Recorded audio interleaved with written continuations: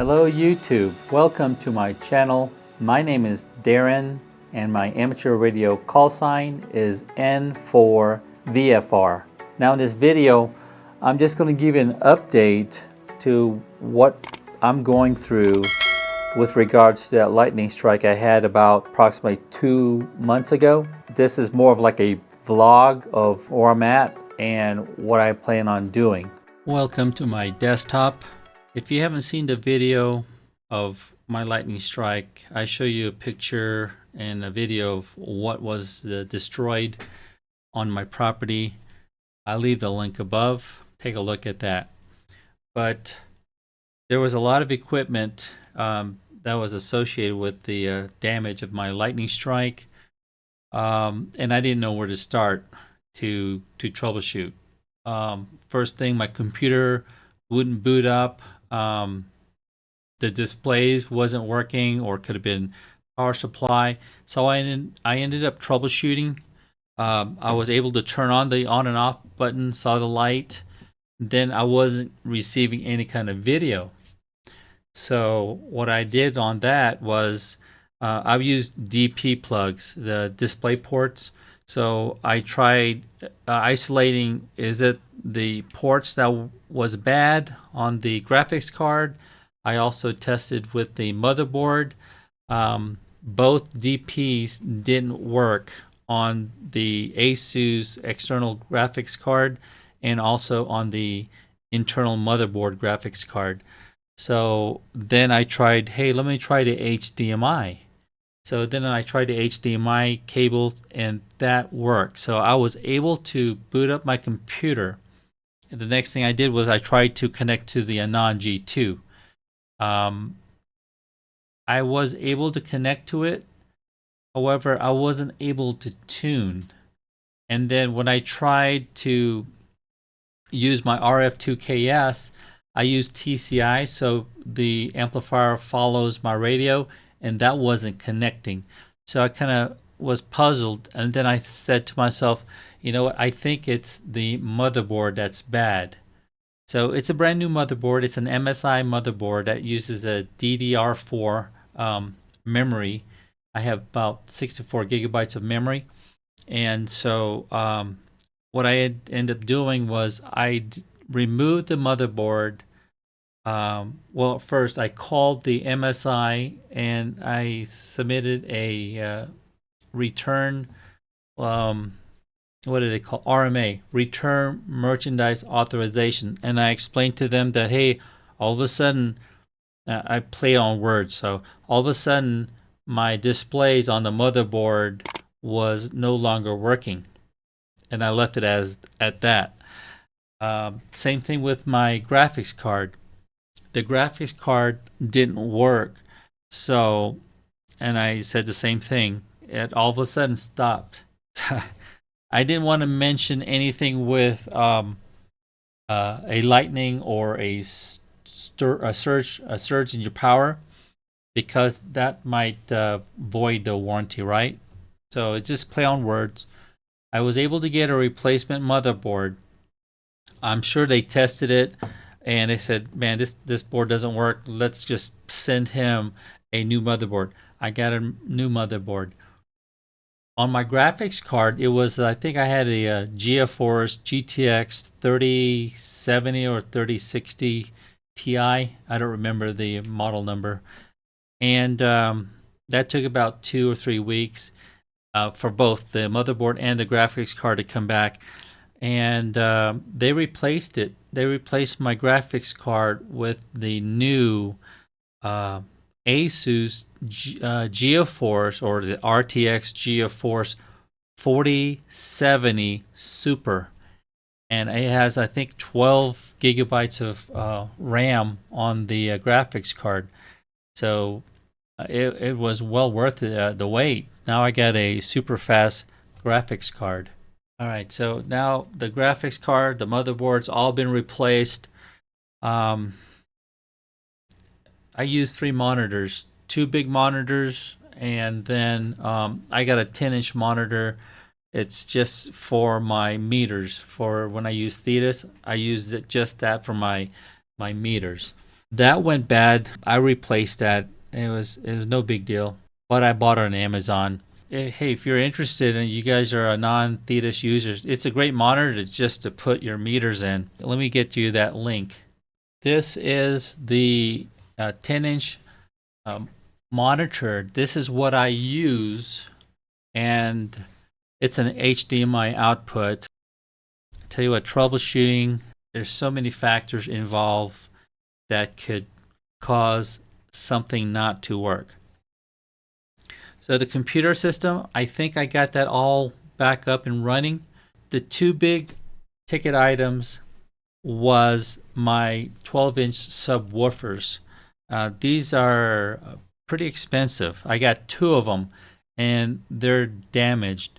Let me show you those. Here are the 12-inch subwoofers that I'm running. Actually, I turned off one of the two that I have, and I just run one.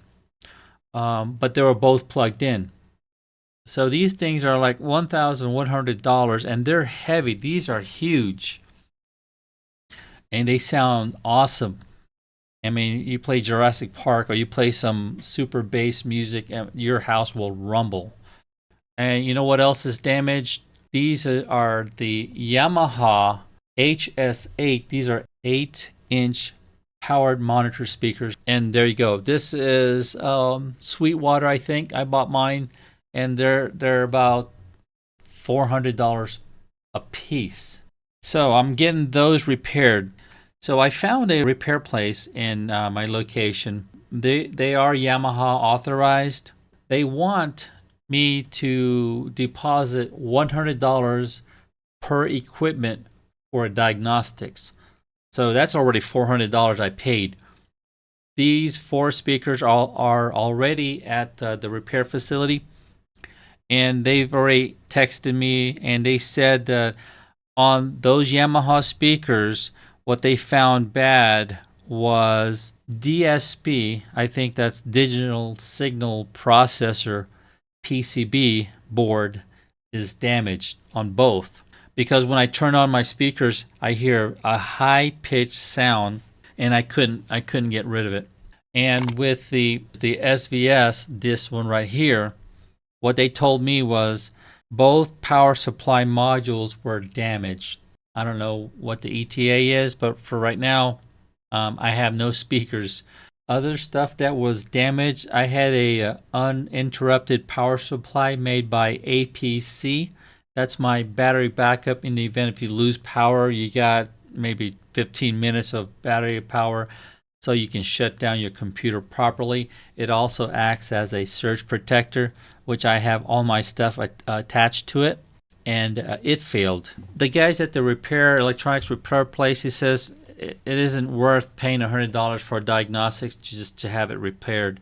Just go ahead and pick up a new one, and which I did. What else is broken?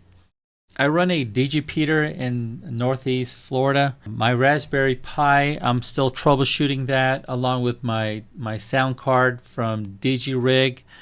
I used the FTM 400, and I thought that was bad, but I did some testing. I'm able to receive. So I also bought a FTM 300. It was on sale for like $369. So now I got 2 dual band radios. I might make one dedicated for just APRS digipeating, but I'm still troubleshooting that. I'm able to transmit my beacons, but when I'm receiving a station to relay it on the internet as an iGate or as receiving it, and when I'm looking at it, I don't see any received data populating in my I use Direwolf on the Raspberry Pi 4, and I don't see it displaying on my terminal. So I'm still troubleshooting that with I guess one of the owners of DigiRig. That's ongoing.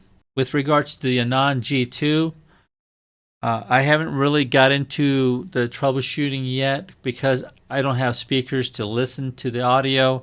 That's still ongoing, but I suspect maybe there's something like a module. I'm not sure yet. That's still ongoing. And I tried to using my Palstar HF Auto. It works for the ICOM IC7610. Actually, that's the only radio that's working. That I operate remote HF, a remote FT8 with the RF2KS amplifier. So I know the amplifier is working fine, and I know the ICOM 7610 is working fine locally and on the remote control. But with the Anan G2, I said that I'm unable to maybe send power out to the HF Auto so that it does it auto tune. And I normally send like 10 watts of power, so that's not working. But the Palstar HF Auto still works because I use that along with my ICOM 7610. Now my insurance company, I've been working with them for I don't know, a month, and it's like, yeah, just go ahead and close the ticket, close the claim. I can reopen it. The guy said I have like, I don't know, 5 years, I think, to claim for the damage, for a storm damage, such as a surge or a lightning strike. With regards to repairing my electronics, those speakers, only those speakers alone, with my $400 deposit per item for diagnostics, looking at the repairs for those 12-inch subwoofers, right now this is just an estimate. For the parts alone, that's $425 a piece. So times that by 2. And then for those Yamaha 8-inch speakers, these ones right here, those for that DSP, digital signal processor, they're estimating a price of $195 a piece. So with all that, I mean, that subtotal is $1,640 right now. Now on to the deductible. With the insurance I'm with, I go for the cheapest rate. But then when you have something wrong, you got to file a claim, your deductibles are high. So you got to pay that out of pocket, right? So my deductible is $2,000. The repair on just the speakers alone is like $1,640.